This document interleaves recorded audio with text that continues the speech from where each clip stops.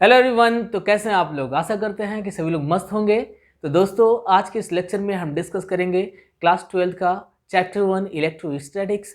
और आज का जो हमारा लेक्चर है वो आपके इस टॉपिक को या कह सकते हैं इस चैप्टर्स के सारे टॉपिक को यहीं पर ख़त्म करा देगा। ठीक है, हमने इससे रिलेटेड और भी कुछ वीडियोस को बनाए रखा है जिनका लिंक डिस्क्रिप्शन बॉक्स में दिया हुआ है।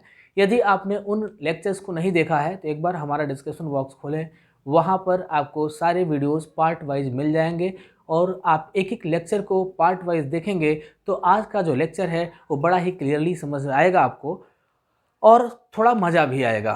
ठीक है, तो आइए देर ना करते हुए स्टार्ट करते हैं आज के इस लेक्चर को। आज के लेक्चर में हम डिस्कस करेंगे इलेक्ट्रिक फ्लक्स, दूसरा Gauss theorem and its application. ठीक है, इन दोनों को हम डिस्कस करने वाले हैं। देखो, सबसे पहला तो हम इलेक्ट्रिक फ्लक्स को डिस्कस करेंगे और साथ ही साथ गॉस थ्योरम के एप्लीकेशन को भी हम यहाँ पर डिस्कस करेंगे। ठीक है देखो, सबसे पहले समझ लो कि इलेक्ट्रिक फ्लक्स मतलब फ्लक्स क्या होता है। ठीक है, पहले तो हम समझते हैं कि फ्लक्स क्या होता है। देखो, फ्लक्स का मतलब होता है फ्लो।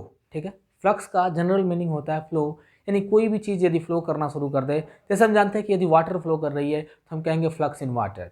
ठीक है, अगर कह सकते हो कि बहुत ज़्यादा क्राउडेड रीजन है, पर्सन्स फ्लो कर रहे हैं, मतलब पर्सन्स मूव कर रहे हैं, हम कह सकते हैं फ्लो ऑफ पर्सन या फ्लक्स ऑफ पर्सन कह सकते हैं। ठीक है, अगर कह सकते हो कि वाटर के बजाय कोई अन्य मटेरियल है या कोई अन्य फ्लूइड है जो फ्लो कर रहा है तो हम कहेंगे कि flux of that fluid.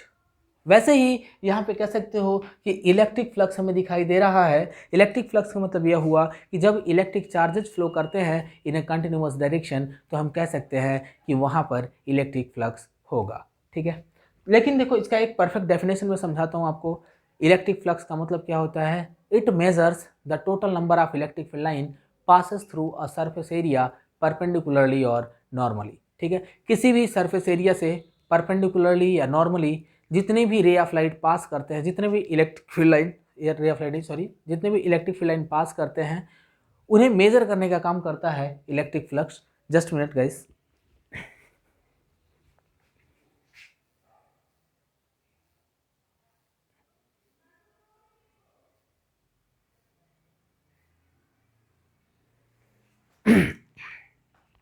Sorry. तो देखिएगा, अभी हम देखते हैं कि इलेक्ट्रिक फ्लक्स कैसे हम इसका फार्मूला कैसे डिराइव करेंगे। देखो, यहाँ पर हमने इलेक्ट्रिक फील्ड लाइन्स ले रखा है। यह इलेक्ट्रिक फील्ड लाइन किसी सरफेस एरिया के थ्रू पास कर रहे हैं। ठीक, यहाँ पर देख रहे हो कि जो टोटल इलेक्ट्रिक फील्ड लाइन है वो किसी सरफेस एरिया के थ्रू पास कर रहे हैं। इस सरफेस एरिया को या सिंपली कह सकते हो ये जो हमारा सीट है, इस सीट के अलॉन्ग ऐसे इलेक्ट्रिक फील्ड लाइन पास कर रहे हैं। तो हमें यहाँ पे फाइंड करना है कि टोटल फ्लक्स कितना होगा। टोटल फ्लक्स निकालने के लिए हम यहाँ पर एक एलिमेंट्री एरिया लेंगे, ds। ओके, हमने यहाँ पे ds एक एलिमेंट्री एरिया ले लिया और इसका एरिया वेक्टर का जो डायरेक्शन है n कैप, इसको हमने कुछ इस वे में लिया है कि इलेक्ट्रिक फील्ड और एरिया वेक्टर के बीच का एंगल थीटा बन रहा है। ठीक है, तो इस कंडीशन में हियर इलेक्ट्रिक फ्लक्स बराबर हो जाएगा electric flux through elementary area ds। ठीक है, देखिएगा क्या मिलेगा, डी फाई मिल जाएगा। तो D phi E is equal to मिल जाएगा E into D S. Okay, ये देखो ये डॉट प्रोडक्ट के फॉर्म में है, यानी कि यहाँ पे एंगल का जरूर कोई ना कोई वैल्यू है, कुछ महत्व होगा यहाँ पे। तो हम यहाँ पे लिखेंगे ई D S cos theta. Okay, ई डी एस कॉस थीटा, ये डी फाई की वैल्यू होगी। यहाँ पे कॉस थीटा दिख गया तो तुम्हें समझ जाना चाहिए कि जो फ्लक्स होगा, फ्लक्स एक स्केलर क्वांटिटी होती है। इसके साथ साथ और भी कुछ बताते हैं। हमें टोटल इलेक्ट्रिक फ्लक्स यदि फाइंड करना तो क्या करेंगे, तो फॉर नेट इलेक्ट्रिक फ्लक्स दोनों साइड को हमें इंटीग्रेट करना होगा। तो लिखेंगे यहाँ पे on integrating both side we get. देखिएगा, जब दोनों साइड को हम इंटीग्रेट करेंगे तो हमें मिल जाएगा टोटल फ्लक्स, यानी कि phi E is equal to मिलेगा integral of E D S cos theta. तो बच्चों, यहाँ पर जो आपको इंटीग्रल का साइन दिखाई दे रहा है, यहाँ पर एक क्लोज इंटरवल लगा हुआ है, या सिंपली कह सकते हैं सरफेस एरिया का इंटीग्रल है, एक क्लोज सरफेस एरिया का, इसलिए यहाँ पर जो इंटीग्रल है एक क्लोज इंटीग्रल का सिंबल लगा हुआ है। ठीक है, यहाँ पर देखो कुछ केसेस लिखते हैं हम। If theta is equals to 0 degree, then ध्यान देना अगर थीटा की वैल्यू 0 हो जाए तो कॉस 0 का वैल्यू होता है 1, तो सिंपली लिख सकते हो कि यहाँ पे integral of E D S होगा, देन लिखोगे फाई ई बराबर मिल जाएगा हमें integral of E D S. Okay, this will be the maximum value, ये क्या होगा, मैक्सिमम वैल्यू होगा इलेक्ट्रिक फ्लक्स का। दूसरा कंडीशन देखते हैं, if theta is equals to 90 degree, if theta is equals to 90 degree, then flux will be equals to 0। 0 क्यों होगा, क्योंकि cos 90 की वैल्यू 0 हो जाएगी, तो यहाँ पे कह सकते हैं कि टोटल हमारा फ्लक्स आ गया 0। और तीसरा कंडीशन लिखते हैं, if theta is equals to 180 degree, then flux will be equal to minus integral of E D S, क्योंकि cos 180 का वैल्यू -1 होता है, इसलिए हमने माइनस सिंबल इधर लगा रखा है। ठीक है, तो लगभग फ्लक्स आपने समझ लिया होगा कि इलेक्ट्रिक फ्लक्स क्या होता है और कैसे हम इसके फार्मूले को डिराइव करते हैं। एक छोटा सा तो इसका फार्मूला है यार, इसे डिराइव करना इतना कठिन नहीं है। ठीक है, तो मैं इसे मिटाता हूँ और बढ़ते हैं अपने अगले टॉपिक की ओर। हमारा अगला टॉपिक है गॉस थ्योरम।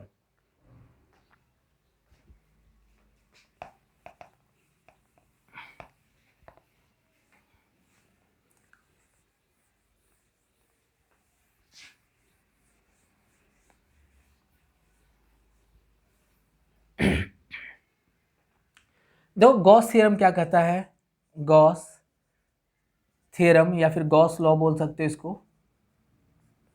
गॉस थ्योरम ये कहता है कि अगर किसी सरफेस एरिया के through Q amount of charge enclosed है, ठीक है, किसी सरफेस एरिया के थ्रू, इस सरफेस एरिया को हम बोल सकते हैं गॉसियन सरफेस बोलते हैं इसको, गॉसियन, इसको लिखेंगे गॉसियन सरफेस बोलते हैं। ठीक है, तो किसी सरफेस एरिया के थ्रू अगर सपोज कर लो कि Q amount of charge enclosed है, तो इस कंडीशन में इसका जो टोटल इलेक्ट्रिक फ्लक्स होगा, टोटल इलेक्ट्रिक फ्लक्स यानी कि integral of E D S जो होगा, it will equals to the 1/ε0 time of the total charge. ठीक है, हाँ ठीक है, इसको क्यू लिखा।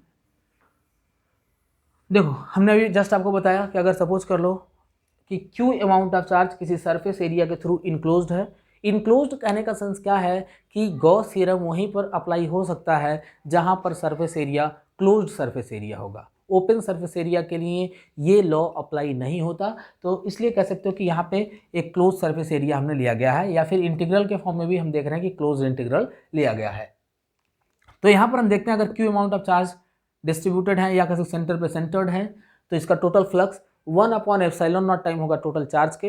देखो कैसे ये फार्मूला आया है, इस फार्मूले को भी मैं यहाँ पे डिराइव करा देता हूँ, मैथमेटिकली आपको समझाते हैं कि कैसे फ्लक्स की वैल्यू 1/ε0 टाइम होता है टोटल चार्ज के। ठीक है, तो देखिएगा इसके लिए हम कंसिडर करते हैं यहाँ पे एक गॉसियन सरफेस हमने लिया है, एक पॉइंट चार्ज है। पॉइंट चार्ज को किसी स्फेरिकल गॉसियन सरफेस के सेंटर पे हमने रख दिया है और हमें फाइंड करना है कि इसका टोटल फ्लक्स कितना होगा। इसके लिए हम यहाँ पे एक एलिमेंट्री एरिया लेते हैं ds। इस एलिमेंट्री एरिया का एरिया वेक्टर हमने यहाँ पे n कैप से दर्शा दिया है, और यहाँ पर देखो जो इलेक्ट्रिक फील्ड का डायरेक्शन है, ये रहा इलेक्ट्रिक फील्ड का डायरेक्शन। यहाँ पर हमने देखा कि इलेक्ट्रिक फील्ड और एरिया वेक्टर दोनों सेम डायरेक्शन में है, मीन्स दोनों के बीच का एंगल 0 डिग्री होगा। तो यहाँ पे कह सकते हो here flux will be equals to integral of E into D S. बच्चों ध्यान से देखो, हम कह सकते हैं कि यहाँ पर हमें सरफेस एरिया को इनक्लोज वो करना है, इंटीग्रेट करना है, तो इलेक्ट्रिक फील्ड को हम बाहर निकाल लेंगे। और जब हम सरफेस एरिया को इंटीग्रेट करेंगे यानी कि ds को जब हम इंटीग्रेट करेंगे, तो खुद से सोचो कि हमने जो गॉसियन सरफेस लिया है वो गॉसियन सरफेस किस शेप का है। अगर गॉसियन सरफेस स्फेरिकल शेप का होगा तो सरफेस एरिया ऑफ स्फीयर आ जाएगा इसको इंटीग्रेट करने पर। अगर ये एक सिलेंडर के शेप का होता तो इस ds को इंटीग्रेट करने पर सरफेस एरिया ऑफ सिलेंडर आ जाता। ठीक है, अगर ये क्यूबाइड होता तो क्यूबाइड का सरफेस एरिया आ जाएगा, अगर ये क्यूब होगा तो क्यूब का सरफेस एरिया आ जाएगा। लेकिन हम देख रहे हैं कि यहाँ पर जो गॉसियन सरफेस है वो स्फेरिकल है, तो कह सकते हो कि एरिया ऑफ स्फीयर होता है 4πr²। इसका रेडियस हमने ले रखा r, तो कह सकते हैं इसका टोटल एरिया आ जाएगा 4πr²। Means here we will get the formula of electric field is 1/4πε0 into q/r²। ये हमारा इलेक्ट्रिक फील्ड का फार्मूला होता है। तो इलेक्ट्रिक फील्ड की जगह पे इसका फार्मूला मैंने लिख लिया, और ये एरिया वेक्टर का वैल्यू है 4πr², इसको हमने यहाँ पर लिख लिया। अब खुद से सोचो कि यहाँ पर 4π से 4π कट गया और r² से r², तो हमें मिल गया phi E = Q/ε0। हमें यही चीज़ प्रूव करना था कि किसी भी फ्लक्स का, या कह सकते हो कोई भी चार्ज अगर किसी सरफेस एरिया के थ्रू इनक्लोज्ड होगा तो इसका टोटल फ्लक्स 1/ε0 टाइम होगा टोटल चार्ज के, जो कि हमने यहाँ पर डिराइव कर लिया है। तो आप जल्दी से इस टॉपिक को नोट कर लें कहीं पे, फिर हम आगे बढ़ते हैं इसके एप्लीकेशन की तरफ। देखो इसमें गॉस थ्योरम में कई सारे एप्लीकेशंस हैं, लेकिन जनरली हमारा जो क्लास 12 का जो सिलेबस है उस सिलेबस में ओनली 3 एप्लीकेशंस अवेलेबल हैं अभी फ़िलहाल के लिए। तो हम उन 3 एप्लीकेशंस को डिस्कस करेंगे आज के इस वीडियो में। कोशिश करेंगे कि तीनों एप्लीकेशन आपको यहाँ पे कंप्लीट करा दूँ, लेकिन यदि बाय द वे टाइम ज़्यादा हो गया तो अगले दिन यानी कि कल मैं आपको नेक्स्ट टॉपिक प्रोवाइड कर दूंगा। खैर कोशिश करते हैं इसको पूरे कंप्लीट करने के लिए, पूरे इस टॉपिक को। तो इसे नोट कर लिए होंगे आप लोग, या फिर स्क्रीनशॉट ले ही लिए होंगे। चलो आगे बढ़ते हैं इसके एप्लीकेशन की तरफ।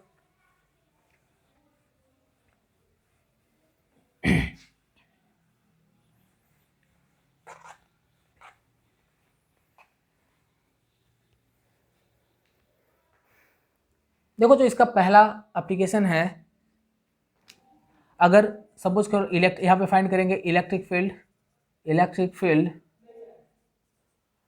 Of an infinite charged wire. अगर सपोज कर लो कि कोई इनफाइनाइट चार्ज वायर है, इस चार्ज्ड वायर का, जैसे सपोज करते एक वायर है जो कि इनफाइनाइट लेंथ का है, इस पर चार्ज है जैसे डिस्ट्रीब्यूटेड है, लेट अस सपोज कि Q अमाउंट ऑफ चार्ज यहाँ पे डिस्ट्रीब्यूटेड है, या फिर कह सकते हो इस चार्ज की जो डेंसिटी है वो सिग्मा है, सिग्मा दी हुई है, इतना चार्ज यहाँ पे डिस्ट्रीब्यूटेड है, सिग्मा डेंसिटी का चार्ज यहाँ पे डिस्ट्रीब्यूटेड है। तो इस कंडीशन में हमें फाइंड करना है कि इस पूरे वायर का electric field, net electric field कितना होगा। आइए देखते हैं। इस इलेक्ट्रिक फील्ड को फाइंड करने के लिए हम जानते हैं कि हमें गॉसियन सरफेस कंसीडर करना होगा। यदि गॉसियन सरफेस दिया होगा इट्स बेटर, अगर नहीं दिया है तो गॉसियन सरफेस को हम कंसीडर करते हैं। गॉसियन सरफेस डिपेंड करता है चार्ज के डिस्ट्रीब्यूशन पे। यदि चार्ज का डिस्ट्रीब्यूशन पॉइंट चार्ज है तो इस कंडीशन में कह सकते हो कि इसके लिए गॉसियन सरफेस स्फेरिकल होगा, या फिर अगर स्फेरिकल चार्ज डिस्ट्रीब्यूशन हुआ है तो इस स्फेरिकल चार्ज डिस्ट्रीब्यूशन के लिए भी जो गॉसियन सरफेस होगा, सूटेबल गॉसियन सरफेस, वो भी स्फीयर ही होगा। अगर लाइन चार्ज डिस्ट्रीब्यूशन है तो इसके थ्रू जो गॉसियन सरफेस बनेगा वो सिलेंड्रिकल होगा, ठीक है, क्योंकि इसके लिए सूटेबल गॉसियन सरफेस कैसा हो रहा है, सिलेंड्रिकल हो रहा है। तो कह सकते हो कि इस चार्ज डिस्ट्रीब्यूशन के लिए जो हम गॉसियन सरफेस बनाएंगे वह गॉसियन सरफेस ऐसे सिलेंड्रिकल शेप का होगा। क्योंकि इनफाइनाइट लेंथ का था, लेकिन हम जो गॉसियन सरफेस कंसिडर किए हैं, इस गॉसियन सरफेस का लेंथ, या कह सकते हो कि अगर सिलेंडर है तो सिलेंडर का हाइट बोलते हैं, या फिर यहाँ पे लेंथ कह सकते हो, वो यल हमने मान लिया, एक फाइनाइट लेंथ ले लिया है और कंसिडर करते हैं कि इस पूरे सरफेस एरिया के अंदर Q amount of charges distributed है। ओके, तो कुछ पार्ट इसका हटाते हैं यहाँ से। हमें फाइंड करना है कि इसका टोटल इलेक्ट्रिक फील्ड कितना होगा। तो ये देखते हैं, टोटल इलेक्ट्रिक फील्ड हमें दिखाई देगा कि जो सिलेंडर होता है, सिलेंडर में देखो आपको 3 एरिया दिखाई देंगे। 3 एरिया देखो कौन कौन से, 2 इसमें एरिया ऑफ क्रॉस सेक्शन दिखाई देगा। जैसे सपोज कर लो कि हमारा सिलेंडर है, तो इस सिलेंडर में ये पहला एरिया ऑफ क्रॉस सेक्शन होगा, ये दूसरा एरिया ऑफ क्रॉस सेक्शन होगा, और ये तीसरा कर्व्ड सरफेस एरिया होता है, ठीक है। एक सिलेंडर में हमने बताया आपको कि 3 तरह से एरिया को हम फाइंड कर सकते हैं। पहला एक एरिया ऑफ क्रॉस सेक्शन होगा, एक इधर एरिया ऑफ क्रॉस सेक्शन, तो 2 एरिया ऑफ क्रॉस सेक्शन हो गए, और तीसरा क्या होता है, कर्व्ड सरफेस एरिया, ठीक है। तो हमें तीनों ही सरफेस एरिया पर फाइंड करना है इलेक्ट्रिक फील्ड कितना होगा। आइए देखते हैं कि टोटल इलेक्ट्रिक फील्ड कितना होता है। चूँकि कह सकते हो कि यदि हम इस कर्व्ड सरफेस एरिया को देखें तो कर्व्ड सरफेस एरिया पे हम एग्जैक्ट वैल्यू हमें नहीं पता, तो इसके लिए हम एक छोटा सा डिफरेंशियल फॉर्म लेते हैं, डिफरेंशियल एरिया लेते हैं, DA या DS कह सकते हो। DS हमने एक एलिमेंट्री एरिया ले लिया जिसका एरिया वेक्टर ऐसे n कैप दिया हुआ है, ओके। और हम जानते हैं कि जो पॉजिटिव चार्ज है, इस पॉजिटिव चार्ज से इलेक्ट्रिक फील्ड जो है वो आउटवर्ड डायरेक्शन में है। मीन्स अच्छा आउटवर्ड डायरेक्शन में क्यों है, क्योंकि ये पॉजिटिव चार्ज है और पॉजिटिव चार्ज से इलेक्ट्रिक फील्ड आउटवर्ड जाता है ऐसे। यदि नेगेटिव चार्ज होता तो नेगेटिव चार्ज से इलेक्ट्रिक फील्ड इनवर्ड डायरेक्शन में होता है, ओके। तो इसे हम थोड़ा हटाते हैं यहाँ से। तो यहाँ पर देख रहे हो कि इलेक्ट्रिक फील्ड और सरफेस एरिया दोनों ही एक दूसरे के सेम डायरेक्शन में है, एरिया वेक्टर। और यहाँ पर देखो यदि इलेक्ट्रिक फील्ड की बात करेंगे तो इलेक्ट्रिक फील्ड इस डायरेक्शन में जा रहा है, क्योंकि अच्छा कहोगे सर इलेक्ट्रिक फील्ड कैसे पता चला, क्योंकि अभी हमने यहाँ पे बताया आपको कि पॉजिटिव चार्ज से इलेक्ट्रिक फील्ड आउटवर्ड डायरेक्शन में जाता है।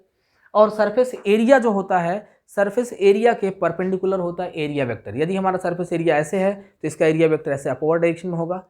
यदि एरिया हमारा ऐसे है तो इसका एरिया वेक्टर इधर होगा। मतलब इसका जो डायरेक्शन होगा वो सरफेस एरिया के जस्ट परपेंडिकुलर होता है। मीन्स अगर ये हमारा सरफेस एरिया है तो इसका जो परपेंडिकुलर होगा वो ये डायरेक्शन होगा, तो ये एरिया वेक्टर का डायरेक्शन हो गया and this is the direction of electric field. ठीक है, इन दोनों के बीच का एंगल देखो 90 डिग्री है, और यहाँ पर भी देखेंगे तो इन दोनों के बीच का एंगल कितना आएगा, 90 डिग्री आएगा। सिमिलरली इसी के अकॉर्डिंग कह सकते हो इसका भी 90 डिग्री का एंगल होगा। ये हमारा इलेक्ट्रिक फील्ड हो गया and this is area vector. As we know that total flux बराबर हमें मिल जाएगा φ1 + φ2 + φ3। ठीक है, अच्छा φ1 φ2 φ3 क्यों लिखा, क्योंकि एक फ्लक्स हमें इस एरिया पे निकालना है, दूसरा फ्लक्स इस एरिया पे निकालना है, और तीसरा फ्लक्स हमें कर्व्ड सरफेस एरिया पर निकालना है। खुद से सोचो कि यहाँ पर एंगल 90 डिग्री का है और हम जानते हैं कि फ्लक्स बराबर होता है, देखिएगा यहाँ पे फ्लक्स का फार्मूला लिखते हैं इंटीग्रल ऑफ सॉरी गाइस, चूँकि दिन भर हेक्टिक शेड्यूल के बावजूद आपके लिए वीडियो यहाँ पे प्रोवाइड करता हूँ मैं, तो रात हो ही गया है पढ़ाते पढ़ाते, गला भी ख़राब है, पर फिर भी हिम्मत नहीं हारना है। आपका बोर्ड एग्जामिनेशन है तो सोचा कि यही एक टॉपिक छूटा हुआ था, इसे भी कंप्लीट करा दूँ। ठीक है, इसलिए सब कुछ होते हुए भी, इतना हेक्टिक शेड्यूल होते हुए भी आपके लिए निरंतर एक एक वीडियो लेकर के आता रहता हूँ। तो आपसे भी उम्मीद करता हूँ कि आप भी हमारे वीडियो को ज़्यादा से ज़्यादा शेयर करेंगे, इस वीडियो को लाइक करेंगे, चैनल को सब्सक्राइब तो करना भूलेंगे ही नहीं। ज़्यादा से ज़्यादा अपने दोस्तों को शेयर करें ताकि जिन्हें भी हमारे इस लेक्चर की ज़रूरत हो उन्हें इसका लाभ मिल सके। ठीक है ना, तो चलो आगे बढ़ते हैं इससे। अगर हम देखें कि जो हमारा पहला जो इलेक्ट्रिक फ्लक्स होगा, पहला इलेक्ट्रिक फ्लक्स मिल जाएगा हमें E इंटू, हमें इस सरफेस एरिया को सपोज कर लो हमने A कंसिडर कर लिया, तो E इंटू A cos 90 हो जाएगा, क्योंकि इनके बीच का एंगल 90। दूसरा जो सरफेस एरिया है इसके थ्रू मिल जाएगा E इंटू DS cos 0, ये हमारा वैल्यू है। ठीक है, यहाँ पे इंटीग्रल का साइन लगाने की ज़रूरत ही नहीं थी, क्योंकि यहाँ पे ऑलरेडी हमें एरिया नोन है, तो इसलिए एरिया जब नोन है तो हमें एलिमेंट्री एरिया लेने की आवश्यकता नहीं है। और वैसे भी हमें दिखाई दे रहा है पूरा टर्म हो जाएगा 0, क्योंकि cos 90 है, cos 90 के लिए पूरा टर्म हो जाएगा 0, यानी φ1 हो जाएगा 0, φ3 भी, यानी यहाँ पर भी 90 है, तो similar to this first equation we can say कि ये पूरा टर्म हमारा 0 हो जाएगा। तो बचा सिर्फ E ds cos 0, तो हम यहाँ पर लिखते हैं, फाइनली लिखते हैं integral of E ds cos 0। Okay, cos 0 का वैल्यू 1 होता है, तो 1 भी लिखने की आवश्यकता नहीं, हाँ यहाँ पे cos भी लिखने की आवश्यकता नहीं थी, फिर पर लिख देते हैं इंटीग्रल ऑफ E ds और cos 90 नहीं लिखेंगे। अच्छा देखो, टोटल जो फ्लक्स होता है अकॉर्डिंग टू गॉस थ्योरम वो Q/ε0 के बराबर होता है। यहाँ पर Q/ε0 ही लिखेंगे, इसको लिखने की आवश्यकता नहीं है बार बार, क्योंकि हमें इलेक्ट्रिक फील्ड ही फाइंड करना है। यहाँ पे भी लिखेंगे हम Q/ε0। E को बाहर निकाल लोगे, क्योंकि E हमारा कांस्टेंट टर्म है, तो E बाहर निकल जाएगा और इंटीग्रल ऑफ ds हो जाएगा। cos 0 का वैल्यू 1, तो लिखने की कोई आवश्यकता नहीं है, तो मिलेगा E = अब खुद से सोचो कि ds को जब हम इंटीग्रेट करेंगे तो एरिया ऑफ सिलेंडर मिलेगा, लेकिन हम किस एरिया की बात कर रहे हैं, कर्व्ड सरफेस एरिया की। तो यहाँ पर जब ds को इंटीग्रेट करोगे तो curved surface area of cylinder मिलेगा। तो यहाँ पर मिलेगा E × 2πRL। L क्यों, क्योंकि यहाँ पे हाइट की जगह पे L ही दिया हुआ है, तो कह सकते हो 2πRH होता है, तो 2πRL हो गया।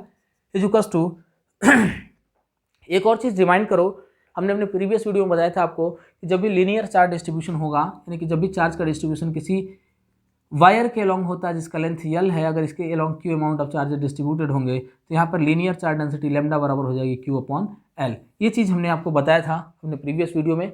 तो from this formula we can write here at the place of Q there will be λL। Okay, तो यहाँ पे देखो, क्योंकि यहाँ से हमें मिलेगा Q = λL, तो यहाँ पर हमने Q की जगह पर लिखा λL/ε0 हो जाएगा। ओके, तो हमें मिला E = L से L कैंसिल हो जाएगा, मिलेगा lambda upon 2 pi epsilon not R. तो ये हमें मिल गया इलेक्ट्रिक फील्ड का फार्मूला। यहाँ पर जो टोटल इलेक्ट्रिक फील्ड होगा it will be equal to electric field intensity जो टोटल होगा it will be equal to lambda upon 2 pi epsilon not R. Lambda क्या है? टोटल चार्ज डेंसिटी है, यहाँ पे जो चार्ज डिस्ट्रीब्यूटेड है उन चार्ज की हम बात कर रहे हैं यहाँ पे। Therefore from this above formula we can write here E will be inversely proportional to R। और हम जानते हैं कि कभी भी कोई फार्मूला या कोई भी वैल्यू अगर दूसरे वैल्यू के इनवर्सली प्रोपोर्शनल होती है तो इन दोनों के बीच में जब भी हम ग्राफ प्लॉट करेंगे, ऐसे जब भी हम इनके बीच का ग्राफ प्लॉट करेंगे, थोड़ा और जगह लेते हैं, ये हमने ले लिया, एक हमारा इलेक्ट्रिक फील्ड हो गया और दूसरा जो पार्ट है ये R को रिप्रेजेंट कर रहा है। तो इनके बीच का जो ग्राफ प्लॉट होगा वो एक हाइपरबोला शेप का होगा, कुछ इस शेप का ग्राफ मिलेगा। ठीक है, तो यकीनन समझ में आया होगा आपको कि ये टॉपिक कैसे हम डिस्कस करेंगे या फिर कैसे डिराइव करेंगे। ये भी इक्वेशन आपको समझ में आ गया होगा, इसमें कोई भी दिक्कत वाली बात नहीं होगी। ठीक है, तो हमें दिखाई दिया कि जो इलेक्ट्रिक फील्ड है वो चार्ज डेंसिटी पे डिपेंड करेगा और दूसरा डिपेंड करेगा रेडियस पे। ठीक है, चार्ज डेंसिटी चूँकि कांस्टेंट था इसलिए हमने इसको यहाँ पे नहीं रखा है। तो इलेक्ट्रिक फील्ड रेडियस के इन्वर्सली प्रोपोर्शनल होगा। मतलब अगर हम गॉसियन सरफेस के रेडियस को बढ़ाएंगे तो कह सकते हो कि इलेक्ट्रिक फील्ड का इफेक्ट घटेगा, और अगर रेडियस को घटाएंगे तो इलेक्ट्रिक फील्ड इंटेंसिटी का इफेक्ट बढ़ेगा। ठीक है, एक मिनट मैं देखता हूँ कि वीडियो की लेंथ कितनी हुई है, उसके अनुसार मैं अपने अगले टॉपिक को यहाँ पे डिस्कस करूँगा।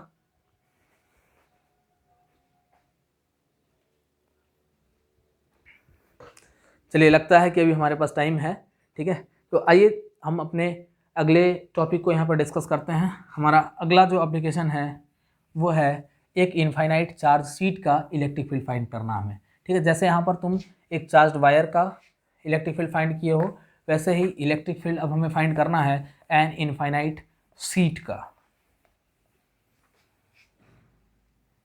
चार्ज शीट यहाँ पे रखेंगे।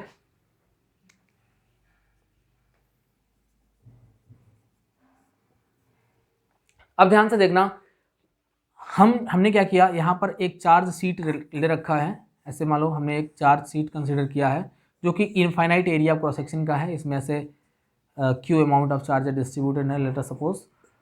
तो यहाँ पर चार्ज डेंसिटी होगी, यहाँ पे चार्ज डेंसिटी सिग्मा होगी। ठीक है, इसके पहले हमने यहाँ पर जो चार्ज डेंसिटी लिया था लीनियर में, उसको हमने सिग्मा लिख दिया था इधर साइड में, लेकिन सिग्मा नहीं, ये लेमडा होता है। चूँकि फार्मूले में हमने साइड डिराइव किया था लेकिन यहाँ पर सिग्मा लिखा था, उसे सुधार कर लीजिएगा।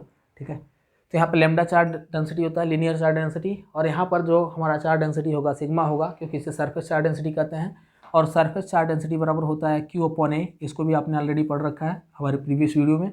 अगर तुमने प्रीवियस वीडियो को नहीं देखा है तो एक बार जाओ, डिस्क्रिप्शन बॉक्स में उसका लिंक दिया हुआ है, उसे जरूर देखना। मज़ेदार वीडियो है, मज़ा आएगा आपको, समझ में आएगा टॉपिक।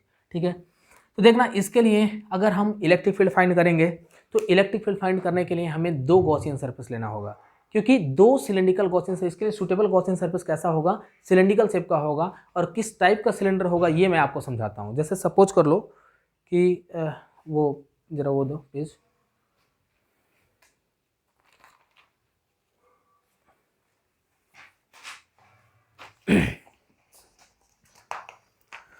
सपोज कर लो कि ये हमारा एक चार्ज शीट है।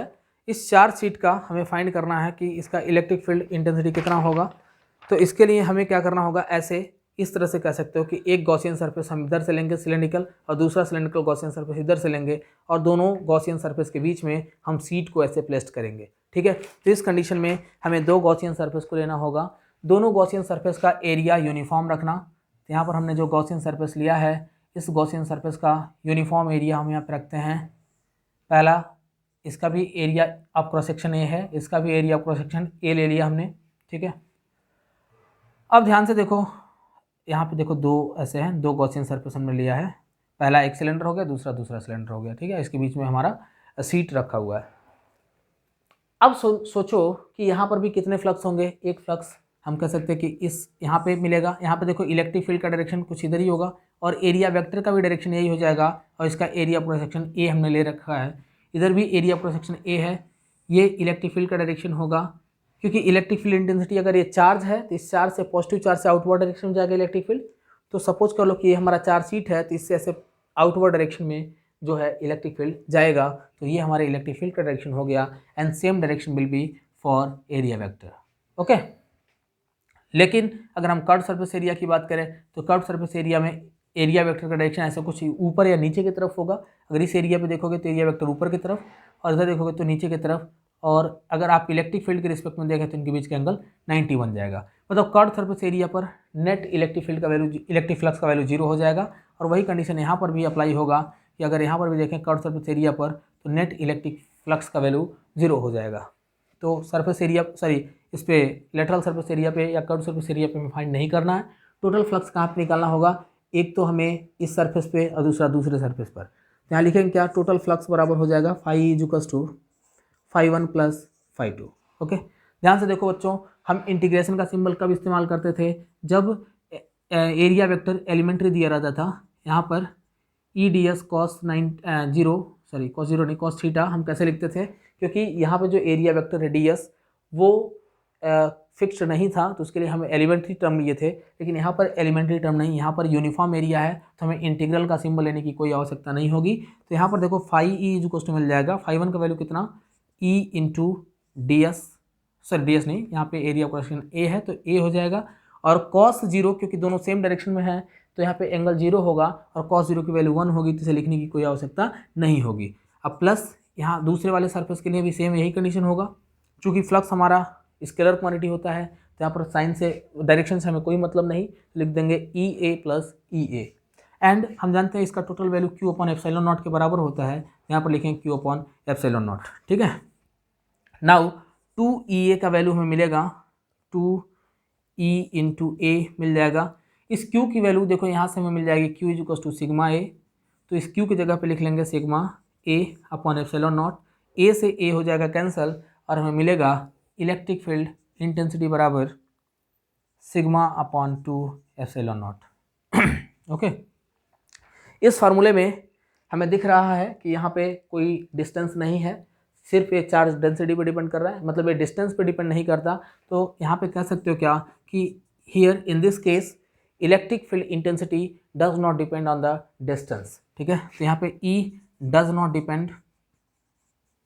Depend on R। ठीक है, ये रेडियस पे या कह सकते हो सिंपली डिस्टेंस पे डिपेंड नहीं करेगा।